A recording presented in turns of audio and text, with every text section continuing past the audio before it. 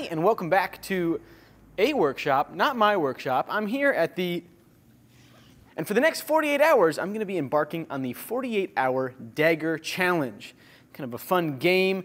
Challenge yourself to build a symmetrical dagger with a crossguard and a pommel in 48 hours. This is something that Niels Vandenberg, my good friend from South Africa, came up with. And since I'm not at my shop, I'm going to be doing it here at the Cole School of Iron today. Cole Iron Works builds forging presses, but they also have an amazing facility for teaching. They've got a fully kitted shop, so we should have everything we need to rock and roll. With that, let's talk about what the plan is for this dagger. Okay, we're going to be starting off with 11 layers of steel, 6 layers of 1080, 5 layers of 15 and 20. This is 2 inches wide, 6 inches long, and 3/16 of an inch thick. I guess we're doing 9 layers of steel, but the reason for that is that I grabbed the wrong amount of pieces. Maybe I'll chuck this fella right here in the middle. Give that a little ticky pat. Now we're gonna weld up our corners, the edges, and then we'll weld on this square handle right here. Now, even though we're at a press manufacturing facility, we're going to be welding up the billet on this Nacelle 3B that belongs to Logan Gillihan of Gillihan Made Knives. He's currently doing the wiring, just got the hammer kind of installed, and we've been working on it for the last 2 days. Logan's been working on it for a lot longer than that, but it's just about ready to fire up and see if we can squish a billet with it. All right, first turning on of the Nacelle 3B.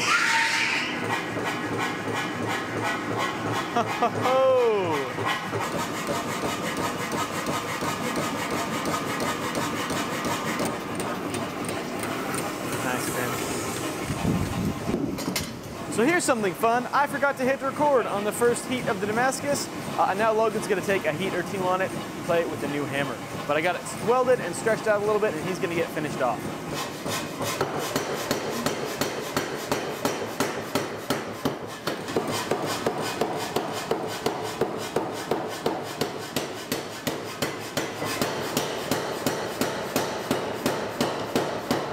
So here we have our finished billet. It's about 19 inches long and about 1/2 of an inch thick. I'm gonna chop this up into 3 pieces, and that's gonna look very nice because we're gonna be able to clean it off, cut it up into 3 separate pieces, stack those up, throw them into the fire, take them out, forge weld them underneath the power hammer, get it drawn out a little bit, turn it completely round, and then draw it out, not on the flat like we did before, but rather on edge. And when we draw it out on edge like that, it turns it into the C shape, which is the base element for W's Damascus. With the second forge weld done, we can clean it up and chop it up into 6 pieces. This will allow us to have 6 layers of W's, each of those being 33 layers. We'll forge weld it underneath the power hammer and then use the digital press controller to draw it down to 0.9 inches, just a little bit under 1 inch. From there, we can twist it and start to forge out the loose shape of the dagger blade. I won't go too close to the final dimension because I don't want to distort the pattern too much. I also leave it fairly thick because twist pattern Damascus looks a lot better the farther you grind into it.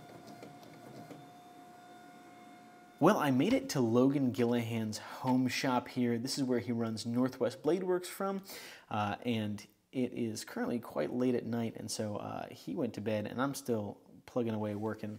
Here's the dealio.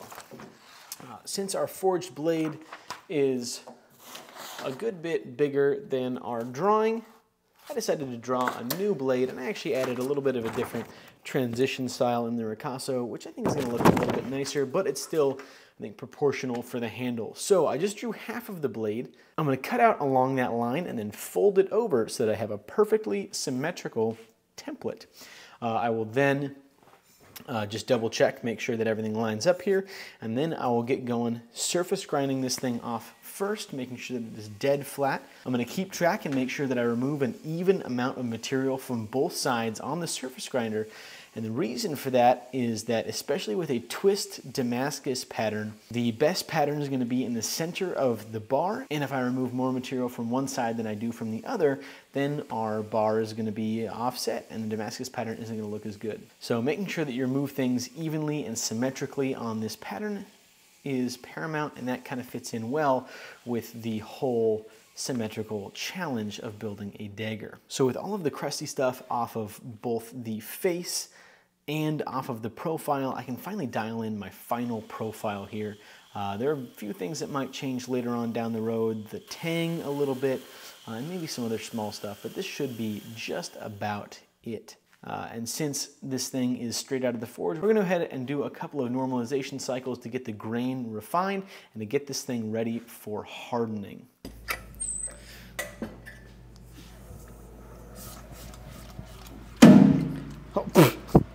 All right, I'm back from Logan Chop to the Cole School of Iron, and I'm about to throw the sucker in for a nice temper cycle. I'm gonna do slightly shorter temper cycles than I would normally do, about an hour and a half at a time, at a relatively warm temperature. I'm gonna shoot for about 450 degrees, which should be easy with the help of this even heat kiln right here. Now, I did pick up a slight warp, actually. It kind of bowed this way. Flatness-wise, it's great, but it definitely pulled to the left a little bit. That affected the tang a little bit as well, but there's a nifty tool called an induction forge that I'm gonna use to get this thing straightened out. That's the sound of Nate using the induction forge right now. So let's get this thing tempering up, and we'll get started on the guard. Fortunately, Cole Ironworks uses a lot of 954 aluminum bronze, which is probably my favorite non-ferrous material to work with. Got that kiln going. Let's go find some bronze to use.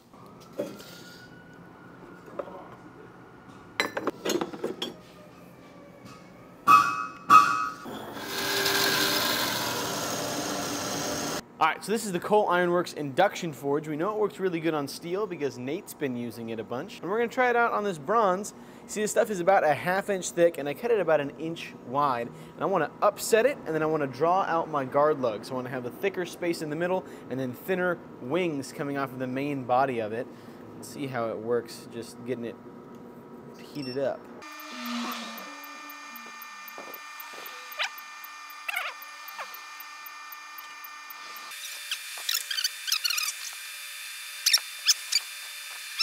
All right, now, I should have done this before. Shoot. Just barely fits.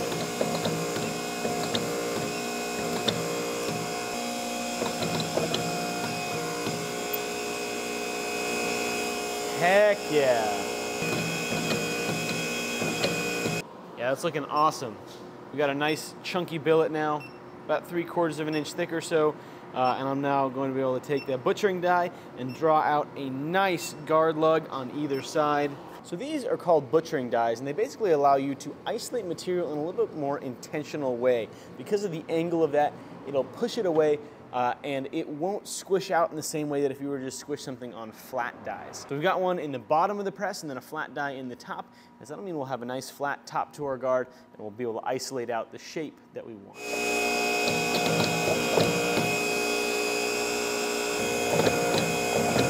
So I started to get it isolated. Probably have to do a little bit of hand forging on this one, just to make sure that it is exactly how we need it. But we're gonna keep on doing a little bit of press work. We're also thick enough that we can stretch it out, which will be very nice. Second side. Kind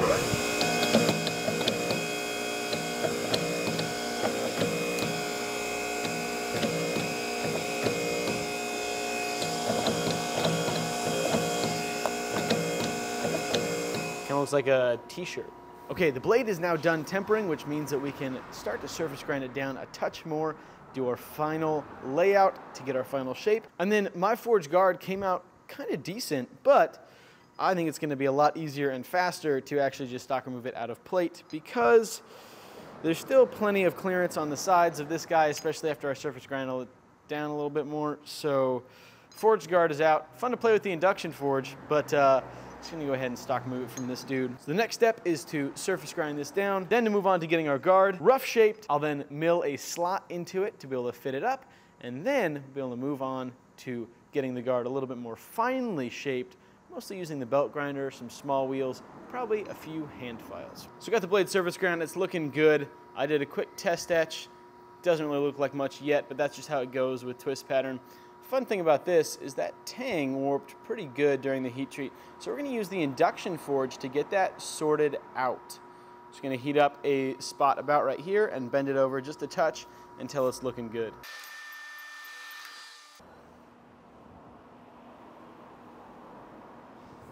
Okay, how neat is that? Took 1 second to heat that up. It didn't ruin my blade. Unbelievable. I do actually need to soften the rest of the tang, so I'm just gonna do that real quick while I'm over here.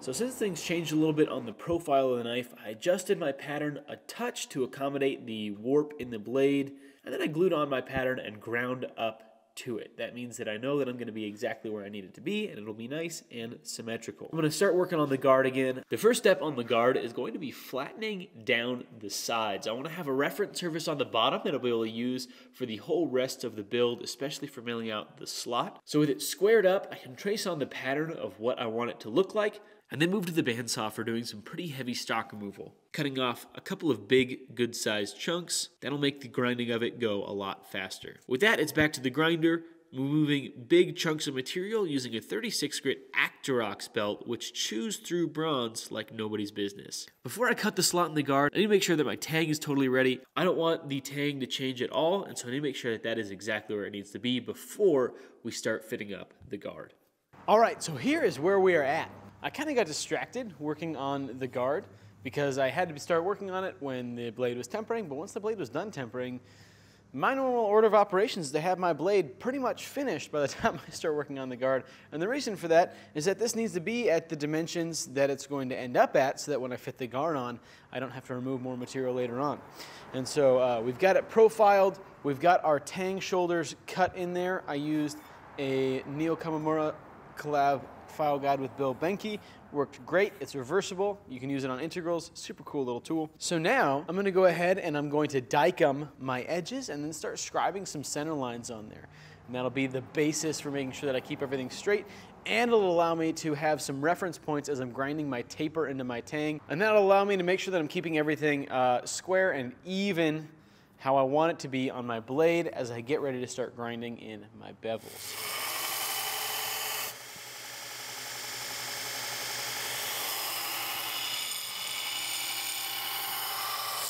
All right, now that we've got it rough ground in, it's time to cut in our plunges. I am mega sketched out to do this, but ain't nothing to it but to do it.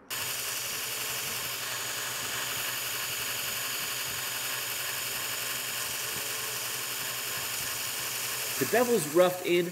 I wanted to move my way up the grits so I didn't have so much hand sanding to do. I ended up finishing on a 600 grit cork belt, and I used a Amira braid rotary platen to dial in my plunge lines and to get everything smoothed out, and that worked out very, very well. That was a nifty little tool that I hadn't really used before. With the blade portion done, I ended up grinding my taper into the tang and starting to round out the end where I'm going to thread it so that I can fit a threaded pommel to hold everything together. Well, I just used the induction forge to forge down this piece from about 1/2 inch thick and 1.5 inches wide to, it's probably about 1 inch round now. I'm gonna set it on the controller so that it's gonna be exactly 1 inch so that when I put it in the lathe, it'll be very nice.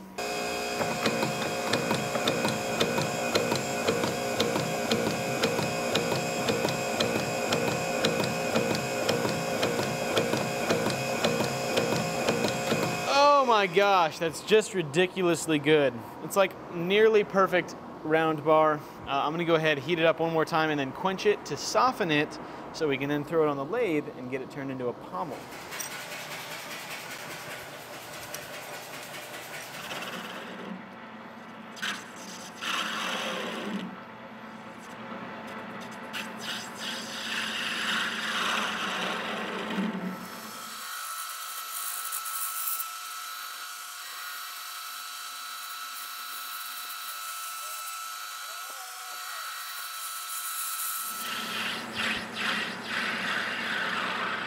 Well, I got the pommel turned. I've got a little handle on both sides. This one's a little bit under 1/2 inch, and this one is about 1/4 inch.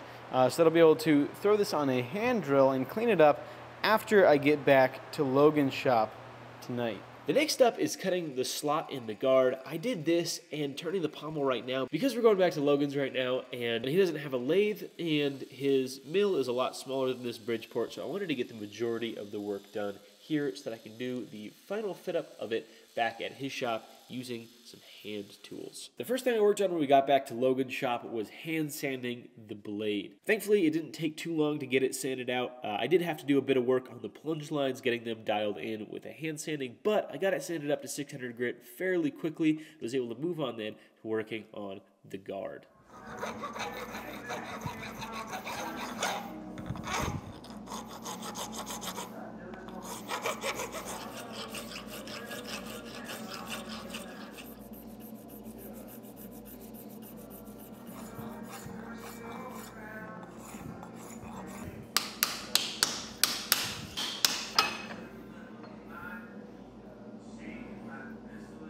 With the guard fit up, it was time to move on to the handle. I had a very lovely block of ironwood that I had got the week before at the Great American Hammer-In. So I drilled it out all the way through because my tang needs to go all the way through, and started fitting it with files and broaches to get it to fit all the way up to the guard. After that, it was time to fit it to the V shape of the bottom of the guard. I normally do this with a Fordham micromotor. Logan had a slightly different setup, but it ended up working out quite well.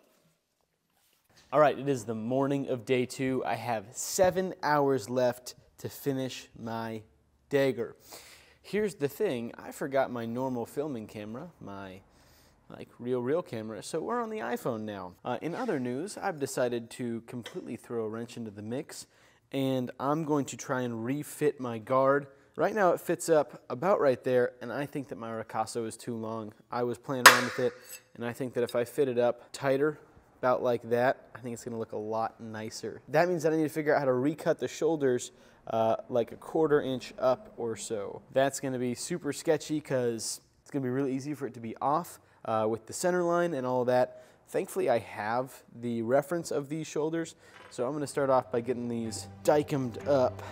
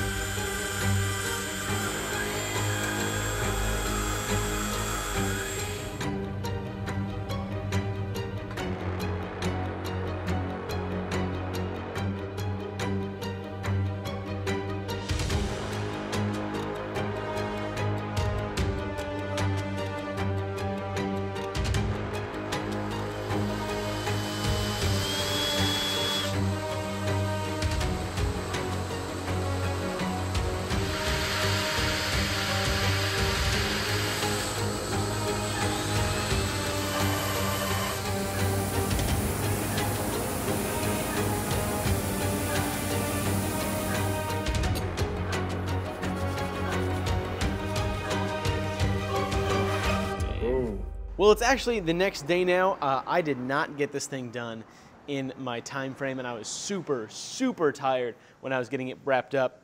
Well, wrapped up. As I was finishing out my 48 hours, I had gotten a grand total of like 6.5 hours of sleep, and I was totally burnt out. But I've gotten some sleep. I'm feeling refreshed. I'm feeling very thankful to Cole Iron Works for hosting me here at the shop while I did the challenge. The Cole School of Iron is an incredibly well-equipped, maybe the most well-equipped school that I've worked at. And then, of course, their manufacturing facility is super fun. Had a great rest of my trip here, getting to play around in their R&D department, the research and development, hanging out with my buddy Logan. I recorded a podcast with Francis, the shop manager or something. I don't actually know what he does here, but he seems important. And I want to very highly recommend, if you guys get a chance to come out and work at the school, really highly recommend it. It is a cool spot, good people. And they've got some cool classes coming up. They're doing a Scandinavian knife class here, I think at the end of the month. And then Nathan Brandt, the co-founder of Cole Iron Works, is doing a hammer class at the end of October. And they're also hosting an event the first weekend of December. That is the Cole Iron Works Hammer-In. Very excited for that. I'll be here. I'll be hanging out. They've got some awesome demonstrators coming in. That's going to be a really good time. So if you guys like presses and stuff like that, I'd highly recommend doing your best to get on over here at some point. Also, if you guys are going to Quad State, the SOFA event, they're going to have a presence there, and they're actually going to be unveiling a super cool new product that I'm very excited about. We got to play with it a little bit here, and I'm very excited to see how that thing does as it takes off. This guy definitely still needs a little bit of work before it's going to be a sellable piece. So let's head on back to Montana and get this thing totally cleaned up. Well, I made it back to Montana and I've got my dagger here. Now, there are quite a few issues with it. The things that really bother me are things like the facets flowing from the guard into the handle don't line up. They change angle at the handle, and that's a big no-no for me. When I have facets on my piece, I want those facets to flow, especially from piece to piece. That's the easiest place where it is to mess up. So I might have to change something about the guard or something like that. There's also a little bit of gappage going on in my fit up here where those kind of little pointy lugs come up into the ricasso of the blade. That's a big no-no as well. I want that to be a nice tight fit up. And then there's lots of other things, like there's kind of deeper scratches somewhere in the guard. The handle's only at 200 grit. Those facets, again, are not what I like. And then the pommel. The pommel is a big old, knot. Here's the deal. I'm gonna remake it. So let's get this thing taken apart. The blade also is gonna need another etch because this is not how I like to etch my pieces. So we're gonna start off with the guard. We're gonna get the facets on it tuned up so that they're looking primo. We're gonna get everything looking good there first, and then we'll work our way back down and get the handle situated, and then we'll get the pommel redone, and then we'll finish our blade, and then we'll be done.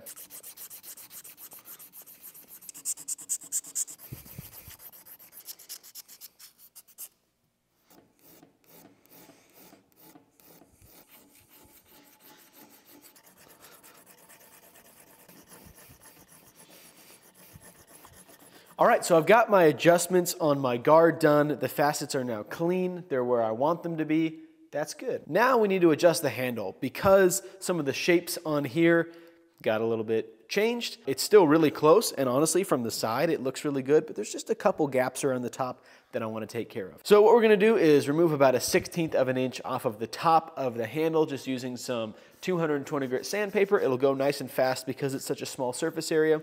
After that, we're gonna get it refit, doing that recessed fit that I like to do, sink it down into the top of the handle a little bit, which because all of my angles are already there, it should go pretty dang quick. After that, I'll be able to go and using mostly hand files and sandpaper, maybe a little bit on the grinder, get all of the lines tuned up, make them look nice. I'll probably leave it at about 400 grit before going to the pommel, just because I like to have things be close to being finished, but not all the way finished. I'll probably take this up to 2000 grit for the final finishing of it, but for right now, we're gonna leave it at 400 grit.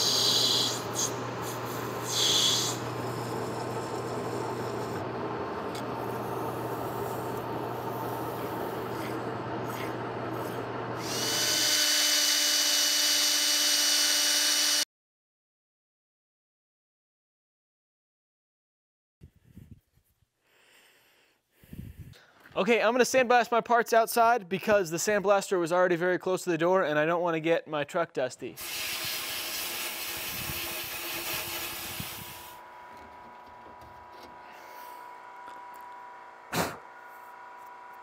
Yo, yeah. Let's get these things blackened up. Cold blue doesn't really hold all that well on bronze unless you sandblast it. It'll hold a little bit, it'll darken it up a touch, but blasting really brings it out. Coat my stuff in water before I cold blue. I like to use a paintbrush to apply it. Now I get to bust out some steel wool that I brought back with me from South Africa. Look at this stuff. Oh, what a convenient way to be able to access your steel wool. Just real light. Just want to bring it back a touch. Something that Kurt Holland does a lot. And I like to steal all of my ideas from Kurt. And so, nice. This looks really good. You guys get to see it when it's done. I gave my dagger a quick buff, and now it's in for a bit more etching. I'm trying to get a little bit of contrast out of it this time.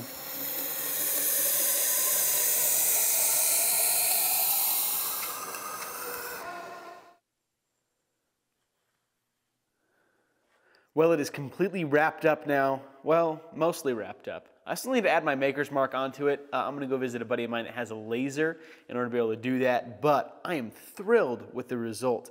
I love how the handle came out. It's a very different shape. I really enjoy the side profile of it, the way that it flows from a flat guard into having a little bit of depth, and that makes it really, really comfortable. I really like all the ways that the facets transition into each other. I think it's a lot of fun. I think for things that I do differently, I'd maybe spend a little bit more time planning my pommel next time and making it so that it integrates a little bit better into the general theme of the knife. This is a fairly generic pommel. I don't think that it looks bad, but I think that there are things that I could do that would make it look even better, more complete, part of the whole knife. I'm really happy with how three-dimensional it looks, how different it looks from every angle. That's probably my favorite thing about this piece. I'm happy with how the Damascus came out. That pattern looks really nice. It almost looks like two different twists slapped together, but it is just one. Currently on my journey to becoming a master bladesmith, and part of that is sometime in the next 9 months, I'm going to be building a dagger for my master bladesmithing test to present to a panel of judges in Atlanta. So if you guys are into knife building videos, I'm going to be building my master bladesmith set and documenting the whole process this year. So if you're into that sort of thing, go ahead and follow along. Definitely looking forward to the next 48-hour dagger challenge. You absolutely have to check out my good friend Niels Vandenberg, the fellow who started this. And he just wins at daggers all the time. He's just the best at them. It's a little bit ridiculous, actually. Maybe you shouldn't follow him. He might be too good. No, he's a great follow on Instagram. He's very, very funny, very personable guy. Absolutely worth following along with. This piece will be available for sale if any of you guys like it enough that you think you'd like to own it. It'll be listed for sale on my website, so you can go ahead and check it out there. And it'll have all the details for the specifications, thicknesses, lengths, all that junk up there as well. Another huge thank you to Cole Ironworks for letting us use their amazing facility. If you guys are in the United States, or even if you're not and you want to come check it out, very highly recommend their spot. They've got a great setup and they make great presses. And of course, a huge thank you to our patrons for supporting us and helping all of this happen. With that, I'll see you guys on the next one. Bye-bye.